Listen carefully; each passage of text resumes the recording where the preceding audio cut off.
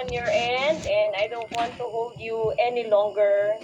I think what we heard tonight is more than enough to make us realize that health is the most important thing in our life. Tama? Happy New Year to everyone. But to be honest, it's not really a Happy New Year kung nandun pa rin tayo sa same old tayo. If we are going through some physical limitations, if we are having, what Ma'am Winnie was sharing, you're still going through year by year, you're still there struggling and, finding your way, finding that hope na sana 2026 will really be something for us. Thank you so much for giving me this opportunity to do the closing. It's overwhelming. I thought Ma'am Cyril, Ma'am Luz was just joking na, Ma'am, magko-closing ka. So I wanted to say no, but if you are in a platform of giving hope, no is not an answer. Tama? You're supposed to give hope. Why would you say no? If somebody right now, if there's only one person here who is just wanting to hear one word and just have hope, would you say no? I don't think you would say no to that opportunity. So thank you so much, Ma'am Cyril. Thank you, Sir Joel, for this opportunity to do closing. And may mga waray ko no din he. Mupay nga gabi, mga waray, maayong gabi nay mga Bisaya diha. Okay, maayong gabi sa mga Ilonggo. Magandang gabi sa bawat isa sa inyo. And we have heard the product.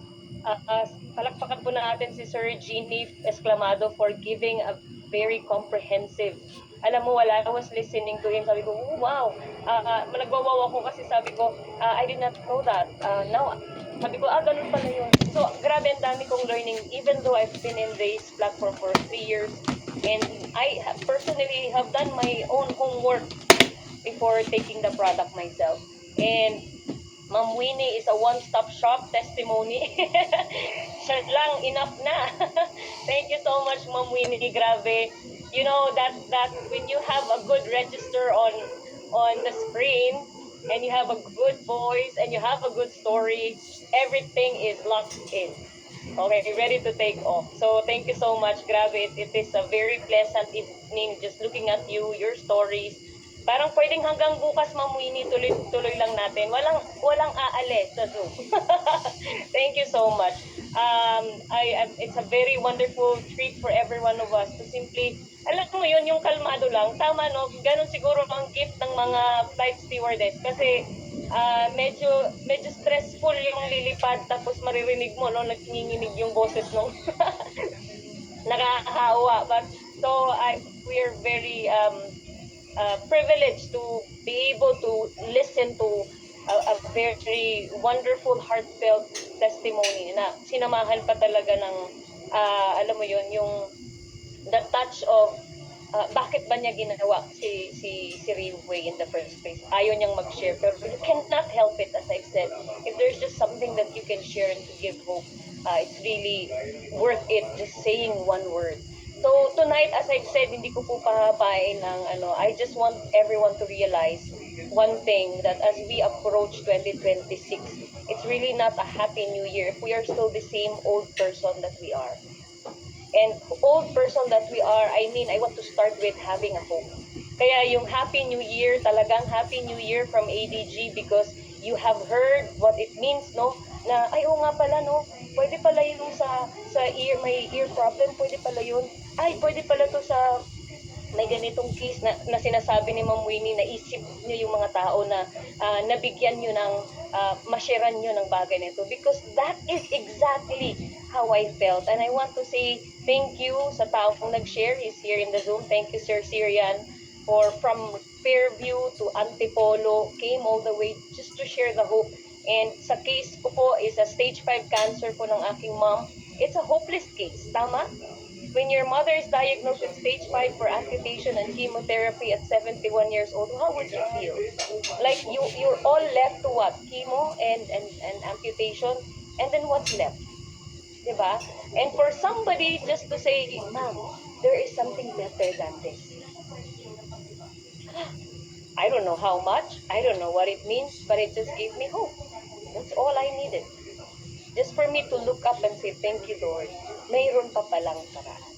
So, yun lang po yung gusto naming ma-impart sa inyo ngayong gabi. I don't know what you're praying for in 2025. I don't know your health issues. But, ladies and gentlemen, let's come to our senses. We are at war. We are at war. It could be war in our health. It could be war in our finances. It could be war in our relationships. It could be war deep inside, just finding that peace, that's finding that hope. And ladies and gentlemen, what was shared to you is the solution. Okay? Portier is the solution for your health. It could be an option. Sabi nga ni Ma'am Winnie, hindi ito, we're not promising pure here. But you know, for it to do something in your health in totality, it's already, ang laking plus na yun, yung vitality, yung energy, yung strength, yung grabe, para bumalik yung period ni Ma'am Winnie, ibang usapan yun, di ba? Parang nakakakaba, Ma'am Winnie, baka, ay, hindi. Okay, pwede pa. Pwede pa, di ba? So, ibang level ng hope yun. So, we are in a battlefield, and health is a battlefield. Just like what Sir Jeannie has shown to us, the top 10 killers in the world today, not only in the Philippines, is health. And if you have time, go to the hospital and see who is winning.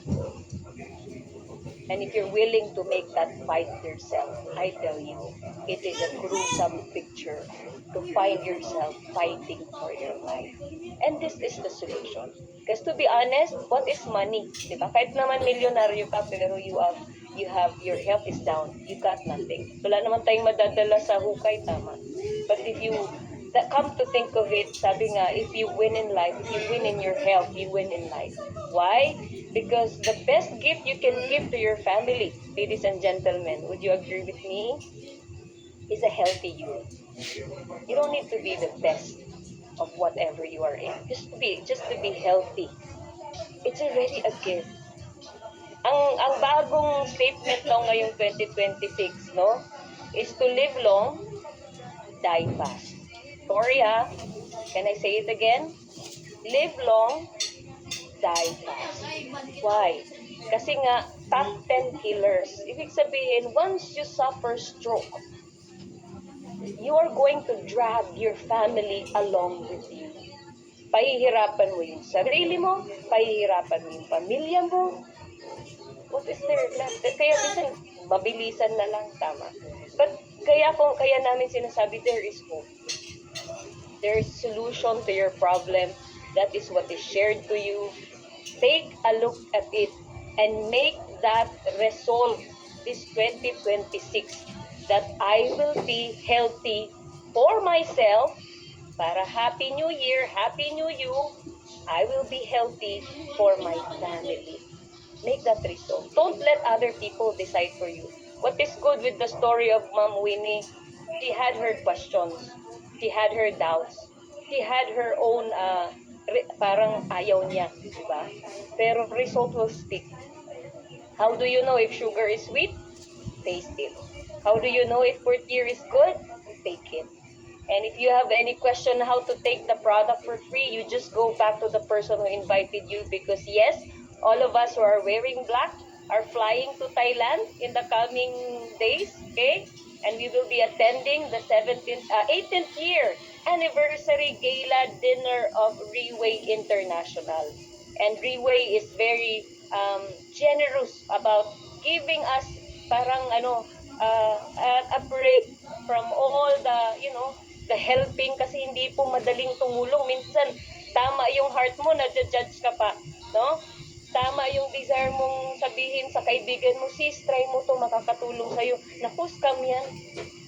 Sis, ito, ay, pahiramin mo muna ako, sabay hindi nagbayad. Nawalan, no?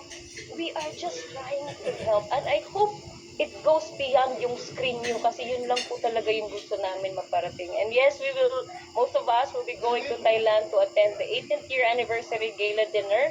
Some of those who are around here in the Zoom are going to attend for free. So imagine nyo yun, no? So how did we get that? Paano naging free? Paano namin naiinom yung product ng free? How will we be able to maximize itong platform ni Riway go back to the person who invited you. And it has been a wonderful time na maramdaman nyo at least no, bago kayo pumikit kayong gabi, maisip nyo na oo nga no, gusto ko ng Happy New Year. And it has to start with me.